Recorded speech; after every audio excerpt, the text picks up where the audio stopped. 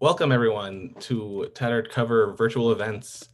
My name is Adam and I work here at Tattered Cover, and I'm proud to bring you a really cool event tonight. Welcome everyone to Tattered Cover virtual events. My name is, if you don't know, we are Colorado's largest independent bookstore. We would not be here without you, the support of our readers. 2021 is Tattered Cover's 50th anniversary, and we owe our longevity to all the readers who support us in our community and then throughout the nation. We're expanding quite a bit this summer. We're opening a new store in McGregor Square right across from Coors Field, and we're also opening a children's focused store out at Stanley Marketplace in Aurora. So be sure to follow us on social media to check out when those are finally opening and get all our up-to-date information. Before I go any further, I want to inform you that closed captioning is available on this video for those who might want it or need it. There's a black bar at the bottom of the screen with a button labeled CC. If you click it, closed captioning is available, again, if you want it or need it. Please check out tatteredcover.com/event for more virtual author events. Upcoming, we have Lin-Manuel Miranda and his friends putting on an event for his book companion to the upcoming movie In the Heights on June 15th. You can find more info at tatteredcover.com/events.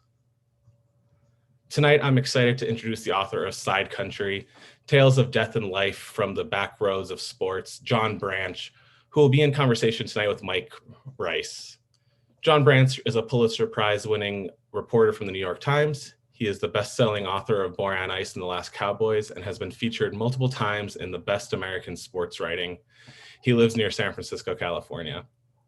And we also have Mike Rice, who is the sports director of iHeartMedia's 9-station cluster here in Denver. He's been covering sports in Colorado since 1991. It is my pleasure and Tattered Cover's pleasure to welcome John Branch and Mike Rice. And we'll have them shortly in a second.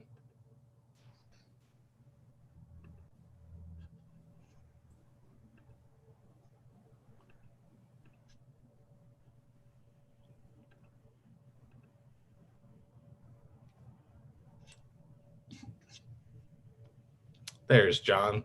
I think we're getting Mike just in a second.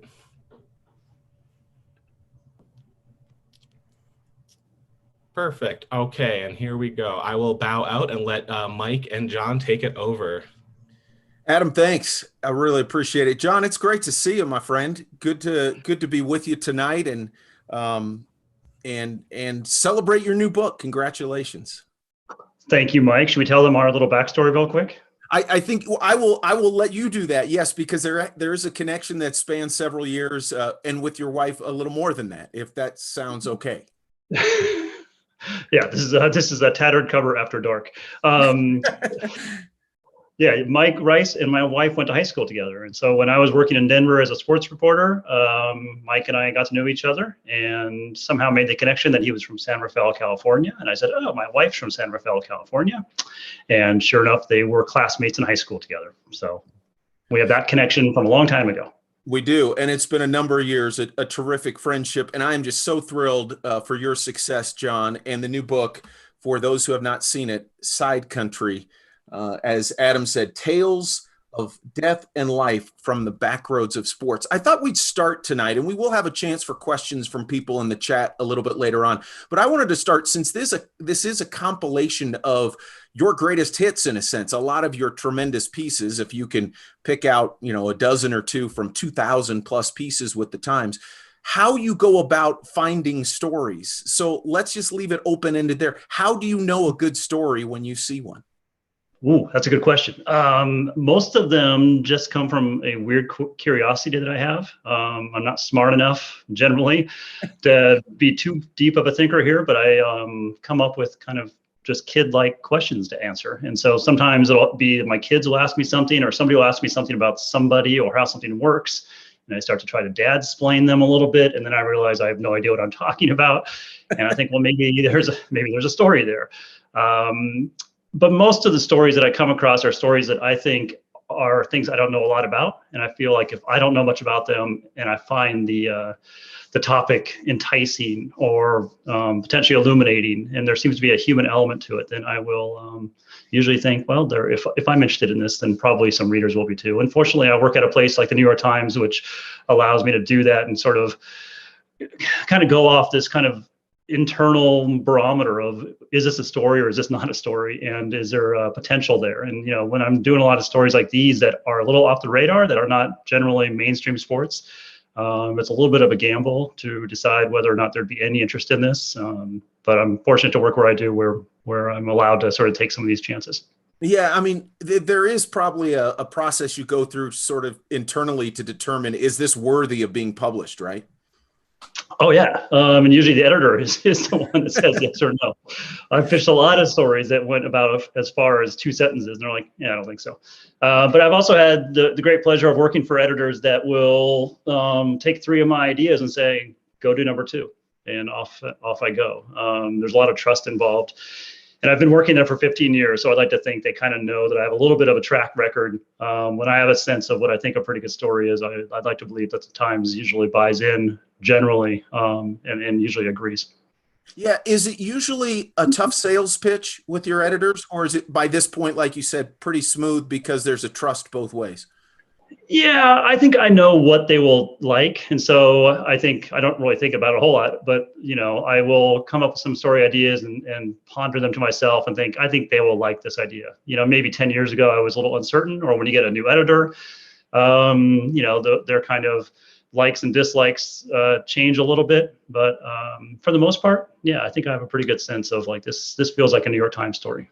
Do you think that as they're discussing, all right, John's got these ideas, it's the guy who has the different ideas about sports? I mean, that's kind of in a sense, a niche that you've created. Yeah, it is. And it's a nice niche to have. There are certainly a lot of times where I've gotten notes from editors around the sports department or from around the newsroom that say, this feels like a John Branch story. I don't know what that means exactly, but I'll take it as a compliment. Yeah, I think anything sort of off the beaten path. For a long time, I did sort of quirky kind of, sometimes sort of funny stories. There's a few of those in here that maybe you think, is that really a sports story? I was always sort of enamored with the idea of, let's see if we can get this story into the New York Times sports section.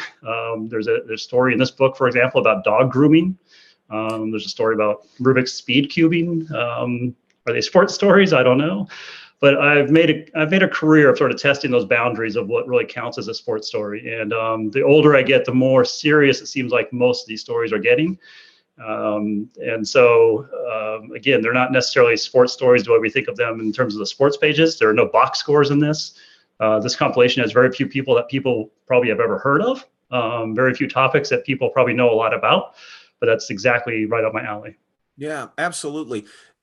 And you've covered your share of games, and as you say in the intro, you still will cover games from time to time, but that's not the focus of the pieces in this book, is it? No, yeah, I've covered lots of games over the years, and I still do on occasion. Usually when I get assigned to a game, I get an editor call me and say, do you remember how to do this? We have to have the story tonight, not next week. So maybe my deadline abilities have softened over the years. I think I used to be a pretty good deadline writer. But yeah, more and more, I do kind of a step back pieces. I do step back pieces where it's not hinging on the wins or losses. It's more a story about the people behind the scenes, or people who have found themselves in some sort of extraordinary circumstances, sometimes life or death circumstances. And the older I get, them, as much as I appreciate watching a game and watching like the soccer game last night or watching the Avalanche play, I have gotten to the point where I realize that they are just games, and I don't take them too seriously. I tend to take this kind of journalism more seriously because I feel like there's more life and death, more sort of human elements that mean something, that are more lasting, that are deeper than just wins or losses. Yeah. So just one other logistical question, at least for now anyway. Does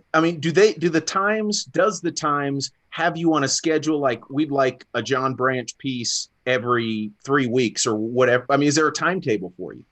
Oh, did my editor ask you to ask that question? No. Yeah, they wish there was. I think they wonder why they haven't done that yet, because sometimes there are times when I go a long time between stories, and I'll get a note from my dad or from my mom saying, Mom's a little bit worried because she hasn't seen your name in the paper recently. Is everything okay at the Times? And I have to assure her that everything's just fine. But yeah, so they sometimes come in bunches. They sometimes have big gaps between them.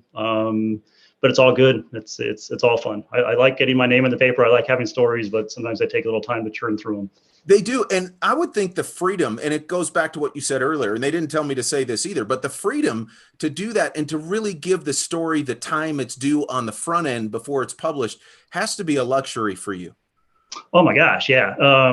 There's no other place I'd rather work because of that. We come up with an idea, and then there's usually not any huge pressure to get it done unless there's some sort of time element. Right now I'm working on a bunch of stories that are pegged toward the Olympics. And so I've got 5 or 6 stories that I'm working on right now that I know I have to get done in the next month. But that's a different kind of pressure than my good friends who cover the Rockies, for example, that will have a game and, they're writing their game stories during the middle of the game and filing it sometimes before the game ends. I've been there, done that. I'm happy doing the things that I do, and total respect to the people that can do that. No, absolutely. And what you do is so good, and it's just amazing. So let's dive into the book, Sidecountry. I love the introduction of this because it explains the title, which to me, John, really just encapsulates your goal as a storyteller in so many of your pieces. Describe the title and the origins of it, if you could. Yeah, so Sidecountry is a skiing term. I don't have to tell people in Colorado, especially, what that means, but Sidecountry is a skiing term generally that means the area just outside the boundaries of a ski area. It's not quite the backcountry, but it's the side country. And the term came up when I was writing Snowfall, which was about a deadly avalanche in Washington. And the people at Stevens Pass that day stepped out of the boundary gates and then found themselves not long later involved in a deadly avalanche. And that's where that term came up to me. And I thought about it as I was putting these pieces together. Snowfall is part of this collection, but it also struck me as sort of a metaphor that's kind of where I like to do my work. And that is sort of not so far out that people can't understand what we're doing, but it's right along the boundary lines of mainstream sports. I think, most of these stories are things that people maybe don't know a lot about, but they're not so far afield that they would, that they're just, shocked by anything. I think they feel connected to it. And so it's a little bit of a metaphor we tried for this book title. Yeah, and I think it's good because so many of us get caught up in the day-to-day of our favorite teams, right? We're sports fans. We want to see how the team does. Do they make the playoffs? What's happening in the playoffs? All of that thing, all of those things, which are great as fans.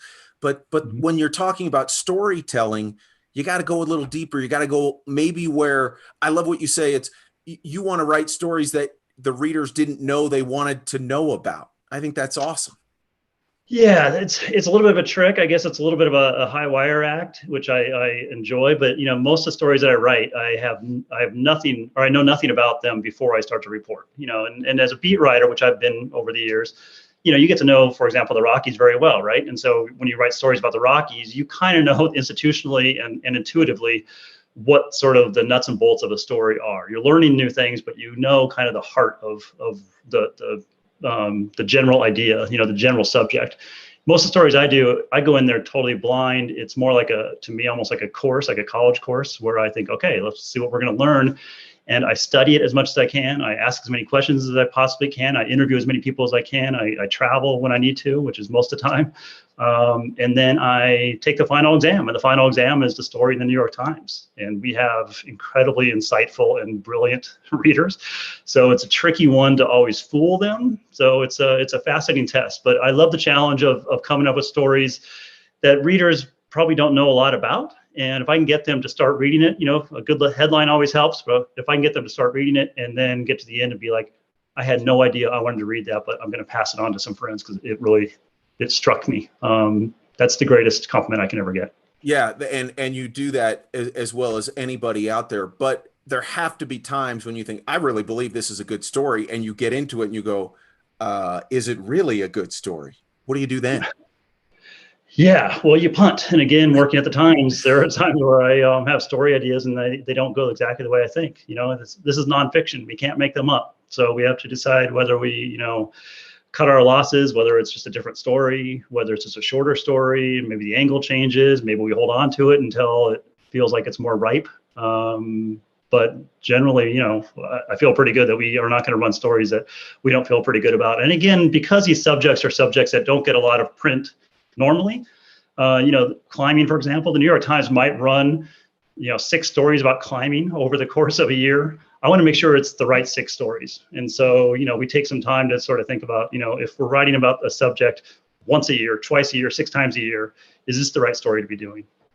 Yeah, absolutely. John Branch is with us. He's the author of Sidecountry, which is out. You can get it at tatteredcover.com. You can get it if you're in the Denver area or in the Rocky Mountain region and want to come to the Denver area.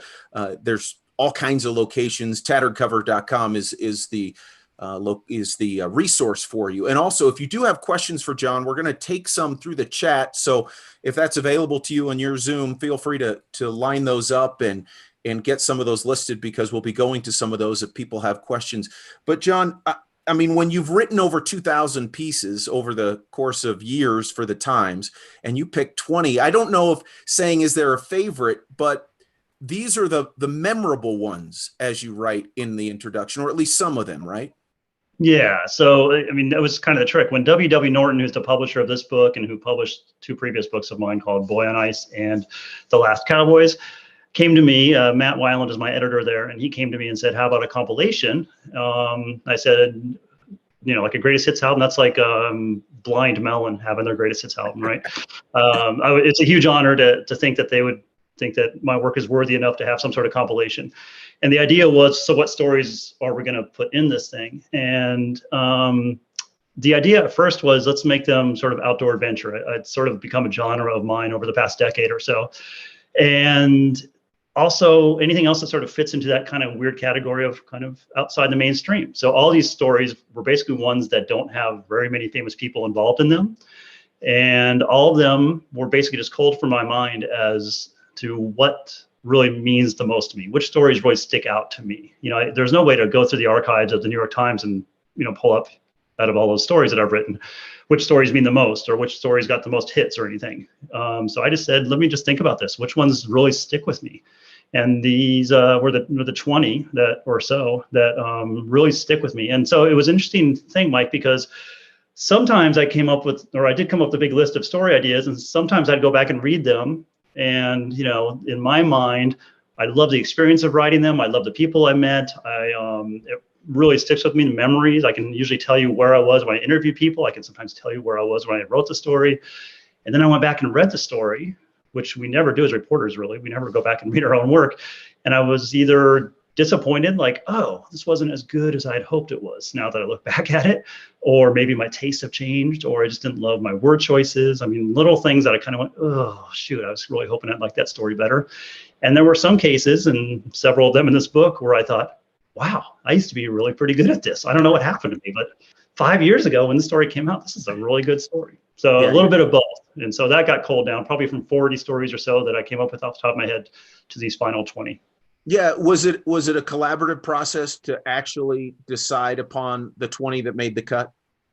Yeah, definitely. Matt Weiland, again, at Norton, he and I were closely together on this list. And, there are some stories where I said, I really like this story. And I maybe had to try to persuade him like why this story belongs. It's not a real hard and firm set of parameters here. I mean, there are a lot of outdoor adventure stories. There's a story about avalanches. There's a story about Mount Everest. There's, alligator hunting and abalone hunting here in the on the northern coast of California. But there's also things like speed cubing, and then a story about bowling, and a story about a tornado in Iowa, and a story about a girls' school in Tennessee. I mean, there's a lot of stories that just mean a ton to me that wouldn't probably fit in the genre of outdoor adventure, but I think people will find that they have a little bit of a spark of adventure to them. I'm amazed, John, at how you're able to kind of dive into a story, capture the essence, the emotions, the human experience of those involved. And as you said, not always knowing what it's like from firsthand experience. I think of Deliverance from 27,000 feet, which is probably my favorite story of yours, just because I'd been to the region. That story comes out. It's an incredible piece about recovering 2 bodies of 2 climbers that didn't make it down from Everest. How are you able to find the human experience, to get to the story, to be accurate with it, not always having a background in it? Yeah, I mean, that's part of the fun, frankly, and it's part of the challenge. But again, with a little bit of time and a little bit of resources, and in that case with Deliverance from 27,000 feet, we hooked up with a couple of stringers, a couple of fixers, journalists in both Nepal and India, and who both helped us out tremendously to connect with the families. I had actually a connection with the family in New York who knew one of the families that was involved here. And so I was able to reach out to the family, but we had fixers, two guys, one in Calcutta and one in Kathmandu, who really helped connect me with the right people. Were basically our tour guides when Josh Hayner, the photographer, and I made trips, multiple trips over there to connect with the families. And we're also translators in many cases. And so it really is just, a lot of these are collaborative. My name tends to go to the top, but there's a lot of people behind the scenes that help out with these. And that's part of the trick I love, is kind of working together and jumping into something, again, that I don't know a whole lot about, and seeing if I can learn enough about it, which, selfishly, it's a ton of fun. It's interesting. It's fascinating. It's like a college cram course, each story I do, and then hope that people see it the same way I do, which is, I think it's illuminating to whatever topic it is, or I think it's emotional to these people that were involved. I think there's a payoff for the readers. At least I hope there is, because there certainly is for me. John Branch's new book is Sidecountry. Encourage you to get it. It is tremendous, a collection of some of John's best pieces for the New York Times over the years. I want to ask you about Dawn Wall. That was really a story that captured the nation at the time, and you were kind of front and center in covering that, weren't you? Yeah, so actually I was covering a game. I was covering the Rose Bowl, and an editor of mine, Jason Stallman, texted me or called me when I got home on January 1st or 2nd and said, "Are you following, or about these guys in the Dawn Wall?" And I said, kind of. I knew that they had started, but I had never met Tommy Caldwell or Kevin Jorgensen. And so I said, well, let me see if I can, get up to Yosemite tomorrow and see what's going on. Weird thing is that I ended up texting, or I followed Kevin Jorgensen, who's one of the climbers on the Dawn Wall. These guys are trying to climb the hardest route on El Capitan in Yosemite, one of the holy grails of climbing. Yeah. And I saw he was on Twitter, and so I followed him on Twitter, and then he followed me back. And I thought, isn't he hanging like 1,000 feet on a wall right now? Turns out they have pretty good cell service on the Dawn Wall. And so I, sent him a message saying, I want to come tomorrow. And he's like, yeah, let us know. So I got to Yosemite and just started doing stories. And the first story I wrote about them, about their quest, went on the front page of the New York Times. And editors were like, let's keep doing some stories. Let's follow this as kind of a beat until it gets to its logical end. And so I wrote profiles of Kevin. I wrote profiles of Tommy Caldwell. I sort of followed their day-to-day machinations of the struggle of getting up to the top. And by the end, about a week later, there was a valley full of TV trucks, and it was getting global attention. That's one of the few stories in here that really kind of sparked a lot of global interest. Most of these stories I do are kind of quiet stories that maybe nobody pays attention to besides me, my editor, and my mother maybe. And this one, when I walked away from Yosemite Valley, when they got to the top, and I saw all these TV trucks down there, I thought, oh my gosh, what happened here? Well, and when you started covering that story, there really wasn't that attention on it, was there? No, there was very little. Only in the rock climbing world. There were people who cover this, very religiously, and again, much better than I do through climbing worlds, but through the climbing world. But again, I'm a mainstream sports writer, and so my job is to come in and try to take something like climbing, or getting to the top of Everest, and make it readable and understandable for the grandmother on the Upper East Side, or for the businessman in Hong Kong, or for the guy, working his farm in Colorado, whatever. We have a very broad audience. And so I try to, make sure I'm striking the general chord on all these, which in some ways is hard, but in some ways is also easier, because I don't have to dive as deep as maybe you do if you're really an expert on these things. And you're also making sure it's a very human, the core of all these stories is kind of the human quality. It's not the nuts and bolts and the technical side of climbing El Cap. It's what's making these guys go. Why are they doing this? And those kind of profound questions are the things that I like to try to ask. Yeah, and you do that so well. I want to ask you about a couple of other stories here. And again, if people have questions, type them into the chat. We'll get to those here in just a little bit. I know that journalists sometimes hesitate to write about their own families, write about their own experiences. But the last two pieces in the book, Children of the Cube and, I get a little choked up, The Girl in the Number 8 Jersey, are both sort of related to your children. So just sort of an open-ended a quick summary of those stories, and what was it like to write about something that your children have experienced? Yeah, thanks for that question, because you're right. I never write about myself. I never, almost rarely, or almost never, and rarely do I ever use the I pronoun in my stories. They're always about other people. I'm simply just a name at the top of the story. And so two of these are very near and dear to me, and sort of accidentally happen to have, or happen to be wrapped around my family a little bit. I'll start with the girl, the number 8, which I'll get choked up as well. So when the Las Vegas shooting happened in 2017, I got a call and a text in the middle of the night. I live in the Bay Area, from editors saying, "Can you get to Las Vegas? There's been a mass shooting in Las Vegas. Can you get there as soon as possible?"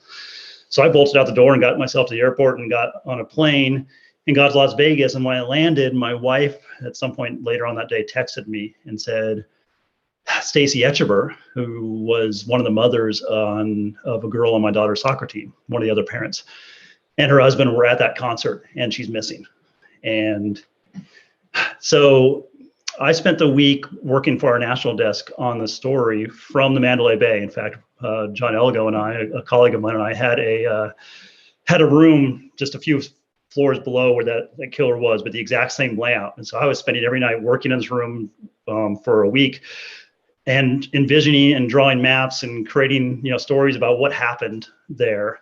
Meanwhile, back here in my little town in Novato, my wife and my daughter and all of our kids and families, we're going through the horror of this realization that one of our community members was part of this. And so they were doing the things that we've now become familiar seeing, and that is the vigils, the cooking, the hanging ribbons, the orange ribbons here in Novato. They were doing all that while I was gone. And so I got back after a week, and I got back on Saturday morning and went straight to a soccer game. And was surprised to see all the girls were all wearing little orange ribbons in honor of the girl's mom. And the girl then came to the game, and she played in the game. Wow. And the story was that she then ended up winning or scoring the winning goal of that game. Yeah. And I lost it. I think we all lost it, but I lost it. I'm about to lose it again, thinking about it. And so I wrote just nothing but a Facebook post. I think I just therapeutically just wanted to write. It's just what I do. And so I wrote a Facebook post, and an editor saw it and said, "Can we run this in the Times?" And so they put it on the front page of the Times. And so I'm happy and honored that story is the closing story of this, because that one means more to me than anything. Sorry about that. No, so, you know what? I'm the same way hearing you talk about it years later. Yeah, thanks. But I think the point is that, we all think we get a little numb to these news events. And as journalists, it's easy to kind of get numb to it, both the highs and the lows. And hate to have reminders that these things happen to real people in real communities, and they affect real people. So yeah. On a brighter side, the other story is about speed cubing. And my son, who's now 19, but he got into Rubik's Cubes as a kid. He's a kid who has always struggled to fit in, and found his tribe through Rubik's Cubes and competitions here in the Bay Area where they can do them. Yeah. In his case, he does them in 12 or 13 seconds, which is great, but not anywhere near the records. But it was enough to get himself qualified for what they call nationals. And so he and I went to nationals in Salt Lake City a few years ago. And, there's hundreds and hundreds of kids there that are all looking for their own tribe. Basically, they're mostly teenage boys. Yeah. And they're competing to solve these Rubik's Cubes. And so that story, I wrote about Rubik's Cubing, and my editors actually, Matt Futterman was one of the editors at the time, read my first draft and said, "The story needs more of you and your son in this." And that's the heart of the story. And so with his advice, I went back to that story and sort of imbibed it a little bit more with my son and me. And so he was right, I guess. And again, proud that my son is part of this book. I think they're both kind of weirdly proud. My son just about 3 weeks ago picked up the book. He was sitting on the coffee table, and he's like, "Oh, Dad, you have a new book coming out?" He had no idea. I'm like, "Joe, you're in the book. Yeah. Open a book. Open this book." Well, I mean, but was it weird to hear from an editor, "Hey, you kind of you have to put more of you and your son and your relationship in that story"? Yeah, definitely, because it goes against my entire nature. It goes against Yeah. everything I've been taught as a journalist, that we're never part of the story. But we see that more and more, with personal essays, and I think with the internet, more and more people are sort of infusing themselves into their stories. I'm still old-fashioned enough to think that the best stories usually are not the ones that involve me, but are about the other people that I'm writing about.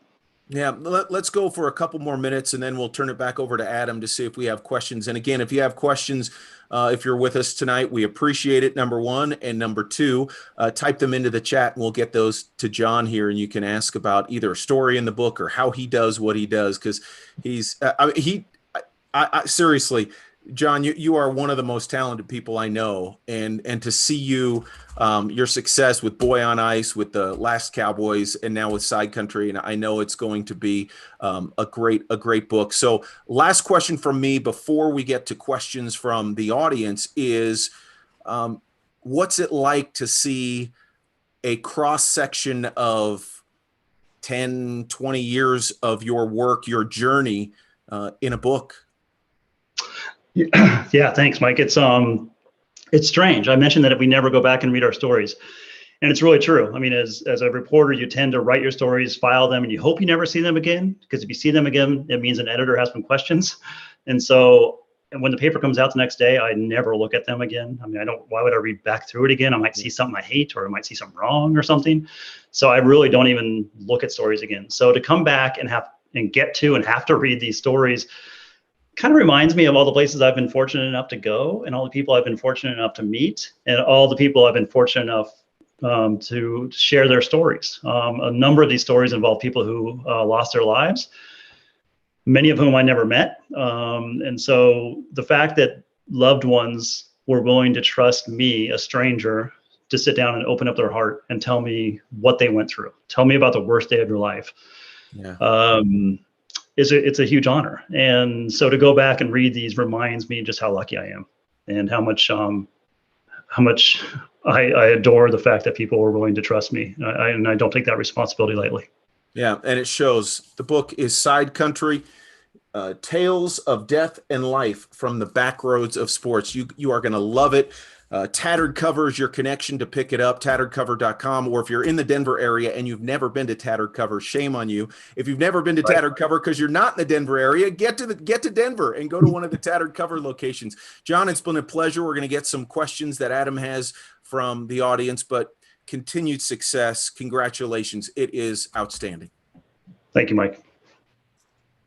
Wow. Thank you, Mike and John, so much for that great conversation. Mike, I have to say, I love your moderating skills. I know you're a radio host, but it's great to just have that radio voice in the book world, because we don't get that often. Absolutely. I love to, but it's so easy with John. And again, I mean, people think, well, I mean, you love I love John's work. And the reason I love it is because, and he talks about it in the intro is worth the book itself. John has this unique ability to get to the heart of the people involved in the stories. Yes, it's about the game, or it's about the, climbing a rock, but it's about the people and what they're going through and why they're doing what they're doing and their human experience. And I think John, as well as anybody that I've read, and I try and read a lot, but he captures that. And I love that about his work. I really do. Yeah. And we have a lot of fans here who definitely also love John's work. We have quite a few questions. So I'll get through them as fast as I can. And John, take your time answering, though. Don't feel rushed. Okay. The first one is from Joanna B. John, congratulations on your book. Could you please discuss whether and how your work has changed or has been changed by the past 15 months with the pandemic, politics, social justice, things like that? I have a feeling that's Joanna Bean, the former editor of the Colorado Springs Gazette, who was the first person I sat next to in my first job in Colorado Springs, and who I owe a ton to, because she taught me a ton. Total respect for her. How my job has changed. It's hard because all these stories in this book all have datelines. I mean, I traveled someplace, sometimes near, sometimes far, but I traveled someplace. And I really believe that my role as a journalist is to take readers to a place and tell them what it feels like, what it sounds like, what it smells like, all that. And so being stuck at home has been tricky. I will say the one nice thing is that I've discovered Zoom and video interviews, which I'd never used before. So as a backup plan, it's better than what we had before. And so I will continue to use that as a journalism tool. But I am just now in the last couple months getting back out on the road quite a bit and getting back on airplanes and doing stories. And I'm really fired up for some of the work that I have coming up and excited to go to the Olympics in July and August. And so hopefully things are back normal, and hopefully everybody who's out there watching has made it through this relatively unscathed with themselves and with loved ones. Yeah. And we have another one from Timothy R. You have covered a number of amazing stories and events. What's the greatest moment that you were there for? Oh my gosh. Is it a cop-out to say that it's the goal that the girl number 8 scored? I mean, I've been lucky enough to cover, for example, when the Avalanche won the Stanley Cup in 2001, I was there. I've been to Super Bowls, and I've been to all the big events, most of which I kind of forget if I was there or if I watched it on TV. My mind works that way. But the one that sticks out are the personal ones. It's being there when my kid is competing at the cubing contest. It's being there when the little girl scores the goal. It's those moments, and I think that's hard to explain to people because they think of me as a sports writer and think, oh, tell me about the most famous person you've met. And I often tell them, usually they're not. I mean, I don't think there's anything inherently more interesting in people when they're famous than if they're not famous. And sometimes the converse is true. And so most of my favorite moments are the little ones. They're little tiny ones that maybe nobody else will ever understand because it's not a shared experience the way winning a championship would be. Mike, how about you? I mean, you're in broadcasting. What's the event you just remember that stands out for your career? Well, I mean, and it is a game, but I was at the also being a Bay Area native, I was at the big game, the play when Cal beat Stanford in 1982, just from a sporting event. And I was, I was going to Cal football games when I was in elementary school with my dad and my brother and family and friends. That, as far as seeing a game, that was certainly one that stands out, comes right to the top. There's some Giants and A's games that stand out, some 49ers games that stand out as well. But Mike, have you had that conversation with John Elway? I have not. I've stayed away from that. What's so funny is John, I want to say he completed like a 4th and 13 pass to Emil Harry. I think it was Emil Harry on that last drive that Stanford had before the crazy play. I mean, he did it to everybody, but when you're a Cal guy, even as a youngster, it was a crusher until Kevin Moan decided to run into the trombone player. Yeah. Well, John Elway's famous quote was something like, the band ruined my last game. He was kind of tearfully very upset, and I don't know if he's over it yet. I think those Super Bowls, I think he got over them when he won those Super Bowls. Probably so, yeah. I'd like to think, yeah. We have another question from Maylan. John, your writing is so beautiful. Who have been the writers who have influenced you over the years? Oh my gosh. So it's interesting because I grew up really just a newspaper fan in Denver. And so I didn't really have a lot of influences besides the people who I ended up sort of working sometimes with. I mean, everybody knows some of the old names of Denver sports journalism, from Dick Connor to Woody Page, Rick Riley, who's from Boulder and Denver, worked for Sports Illustrated for all those years. All those guys. What's interesting about the people that I've read a lot in the last 20 years is a lot of them aren't sports writers. And sometimes people think I'm a bad excuse for a sports writer, but I tend to read a lot of travel writing. I tend to read a lot of sort of outdoors writing, climbing, the genres that I now am more and more comfortable at writing about. I tend to read, the crack hours of the world. David Roberts, who I just had the pleasure of doing one of these with, who's written all about Everest, many, many books. People like that I just love the way they tell a tale. And so it's a sort of a mix of sports writing, and it's always nonfiction. I'm not much of a fiction fan, or I just don't spend a lot of time with it. Yeah, and that's interesting you bring that up. In the fiction world, their genre has kind of collapsed. Like, you can write a really serious novel about vampires or whatever. And then I feel like in your writing, in your nonfiction, you do cross those nonfiction genres. Like, you have to write it kind of about travel. You have to write about the human interest side of things. So yeah, and that goes into another question. Karen and Matt K, any advice for small-time journalists who dream of bigger assignments? I guess just any writing advice you have. Well, the writing advice is just to keep writing. And I tell people all the time, I think it's healthy. I think at worst, you're going to have an interesting diary or an interesting file to go back and look at. And I think at best, you're going to have the makings of a bestseller or something. I totally understand how lucky I've been. I completely understand that the structure of journalism is completely different now than it used to be. It's tough to get a foothold in this world right now. It's tough to come out of college and know what your future is going to be. You know, there isn't the footpath the way there was 20 or 30 years ago, where you knew you were trying to go from one station to the next or one newspaper to the next. Now it's a scramble. You know, the ladder is basically just a pile of wood at the bottom, and you're trying to make something of it.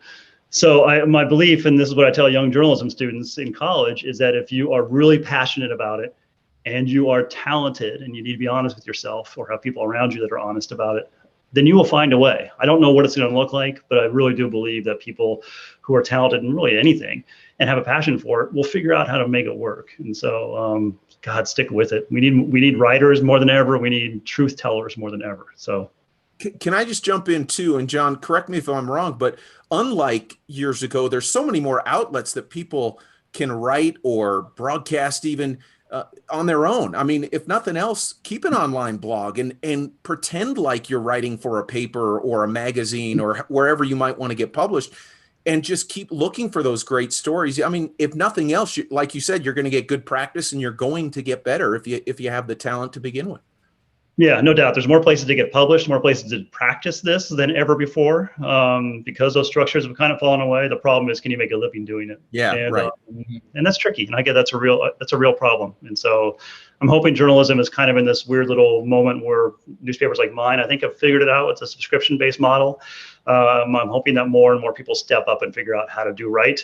I know I'm talking to people in Denver, where the Denver Post, you know, Rocky Mountain News has gone away. The Denver Post is owned by people that probably shouldn't be owning newspapers. But I hope in the long run, you know, our society is such that we realize that, you know, the free press is hugely important, and we'll figure out a way to make it work. And we have a few more questions. Oh, this one just popped up. I'll ask it right now. Robert Z, what can we look forward to next? Robert Z. I only know one Robert Z, and he was a sports editor in Fresno, California, and is now in. Do I know everybody on this? Is this weird? Hello, Robert Z, if you are the famous Robert Z. What are you looking for next? I don't have a book in another one. I think that's part of why Norton decided to do an anthology, because I didn't have a third one that I was working on. And I'm hoping that at some point something will strike me the way The Last Cowboys and Boy and Ice did, where I really feel passionate about something and want to write a full-fledged book on it. But right now, my main priority is, and always will be, the New York Times, and trying to write stories like these. Who knows? Maybe it'll be Sidecountry 2 eventually. I don't know. And there's another question from Alan, who asks, like, when do you know it turns in from a story that could just be in the Times to a long-form nonfiction book? Yeah, I think you just kind of know, and a lot of it is the passion for it. Boy on Ice was a story about Derek Bogard, who was an NHL enforcer, probably the toughest one in the league. Played for the Wild and then for the New York Rangers, and at age 28, overdosed on pain pills, accidental overdose of pain pills, and they found that he had pretty severe case of CTE. And so that was a series I wrote for the New York Times, and there was just more there. And I thought it's an important enough subject, and one that means enough to me that I want to spend a lot of time diving deeper into it.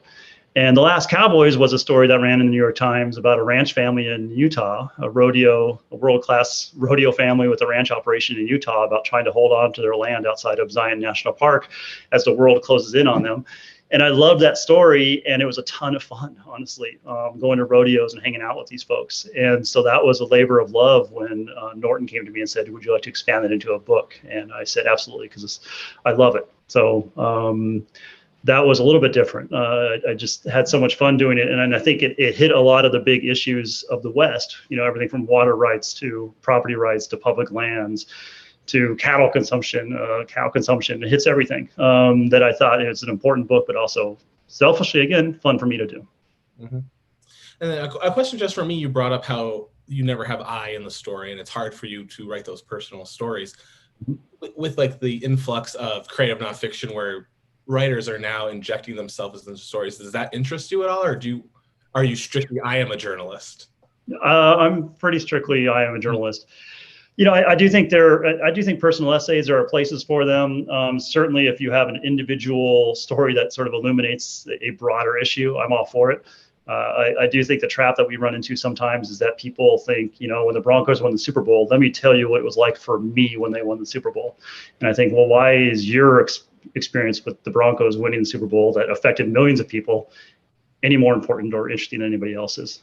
So I think it's a lazy way to do it sometimes. But if you are involved in something personally that I think illuminates a broader world, and I would like to think that the two stories, Mike, that you and I talked about, the girl and the number 8 and the speed cubing, are ones that benefited by having my sort of personal touch to them in ways that they wouldn't have had if I was just writing them, you know, as a third party. And then Amy B asks, do you stay in touch with your subjects or their families? Do you check in with them? Yeah, interesting. I try to. I'm a journalist, and so I don't really ever become friends with the people I write about, but I try to stay connected to them. And so I have tried to stay connected with, for example, the families in India who lost loved ones on Everest. I've tried to stay connected with the girls, or most of the girls, who are part of a story about Carroll Academy, the Lady Jaguars, which was a school in Tennessee, a reform school that I think I wrote 9 stories about that are all in this book. And they lost 314 games in a row, I think. And so I wrote about them, and there were 9 girls in that team that I spent a season with, and I try to keep in touch with them. And so it's been fun the last month or two reaching out to people saying, do you remember that story I wrote about you a few years ago? That's actually now going to be part of a book. And everybody's been very, very supportive. And I've been trying to get books out to them as much as I can. Because again, this book is really for them. I mean, I'm honored that people are willing to let me into their living room or pick up the phone. Some guy from the New York Times wants to talk to me about this. This can't be good. And still they let me do it. And it's a small way to say thank you, is to at least try to reach out to them now and let them know that what they told me in the story I wrote about them sticks with me more than anything else, or more than most. And I'm honored that these stories, are coming out of like the digital archives and are now being in a book. They'll end up on a shelf somewhere. That seems to be a more meaningful, fitting place for them, as far as I'm concerned. And we have one more question, then a few comments I definitely want to read, since we don't have that human interaction of live events. But the last question is from Sandy D. Why do you think only an American journalist could have written Derek's story? Why do you think Canadian journalists shied away from writing that story? Yeah, I don't know. It happened in New York, he died in Minnesota, but he played for the Rangers. So I don't know if it's just a matter of Canadian companies having the resources to send somebody to work on it. I do this a lot, where a lot of my stories are something that happens in a local way. And I think, is a local paper doing this or the regional paper doing this? And I'm always leery about somebody finding out that I'm in town doing that. I don't tweet or Facebook very much when I'm working on stories, because I don't want to send up any alarms that why is the New York Times in our little town doing something to that end. So I was very glad that the Canadian papers didn't do anything on Derek. I was very glad that the other New York papers or the Minnesota papers didn't pick up on it as much as we did, and didn't go as big as we did, because I thought it was a very, very important story, and I was glad to have it more or less to myself. Definitely. And we have about 10 minutes left, so I just want to read some comments from readers, because I feel they would normally come up to you after the event in person, so I'll definitely read these. One, we have just, congratulations, John. You have shared so many wonderful stories throughout the years. And then, awesome talk. Just, I love watching your career and what's become. And so I know those are very short comments, but I want to make sure that your readers are out there appreciating your work. Was that my mom or my dad? Are they on here? They could be. That was from Lucia. No, that's very nice. I mean, because we have had parents definitely hop on and ask those questions. Yeah. No, it's very nice. And I'm lucky because I've worked in a lot of really cool places. I mentioned Colorado Springs, I mentioned Fresno, the New York Times. Those are the 3 main ones where I've worked, and I learned a ton at all of them. I have good friends at all of them. I'm a huge fan of all those places and all those papers.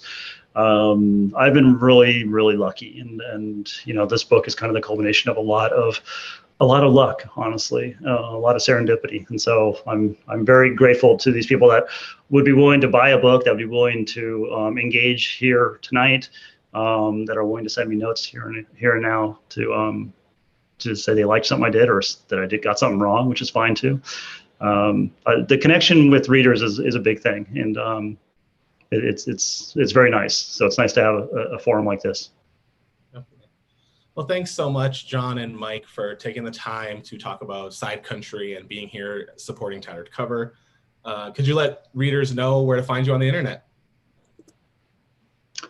Yeah, you can find me on Twitter at John Branch NYT, also on Instagram at that same one. Sounds like some of these people are Facebook friends of mine as well, so I'm also on Facebook. And you can find my page at the New York Times. I think if you just Google New York Times and John Branch, you'll find a page that has basically all of my stories, I think in chronological order, reverse order. So any of those places. Definitely. And Mike, where can we find you? Yeah, on Facebook, Mike Rice Sports. On Twitter, at MRiceKOA, and then on Instagram, Mike Rice 139. So those are the best places to connect and follow along, and appreciate that if you're so inclined. Definitely. Well, thank you so much for everyone joining this evening. I'm Adam. You could find us at tatteredcover.com. We have our links to social media there. Thank you, John Branch, for coming on and celebrating Sidecountry with us. And readers, please order it at tatteredcover.com. I don't know how many times I can say that website. I hope you have it memorized by now. And thanks for shopping locally and keeping money independent and keeping it within the community. I know a lot of the readers here are probably from all over where John has worked and touched their lives. But you can definitely shop indie here in Denver, even from across the country and world. Thank you all, and have a great night. Thanks, John and Mike. Thank you, guys. Thanks, everyone. Thanks.